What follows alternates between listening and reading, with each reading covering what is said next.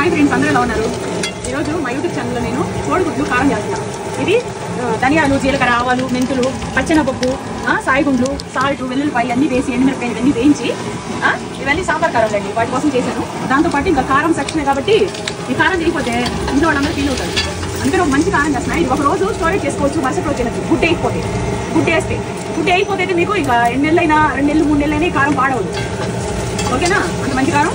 అసలు నిజంగా చెప్పండి, ఈ కారం వేడి అన్నంలో కలుపుకొని డైరెక్ట్ తినేసేది, అంత మంచి వాసన వస్తుంది.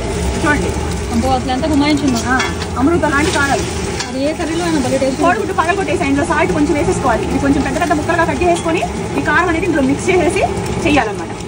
సో దీనికి సరిపడా దీనికి సాల్ట్ వేసుకోవాలి, దీనికి సరిపడా దీనికి సాల్ట్ వేసుకోవాలి. విడివిడిగా వేసుకొని చేసుకుంటే పిల్లలు కానీ పెద్దలు కానీ దండం పెడతారు. అబ్బో కోడిగుడ్లు ఎంత బాగా తీసావమ్మా.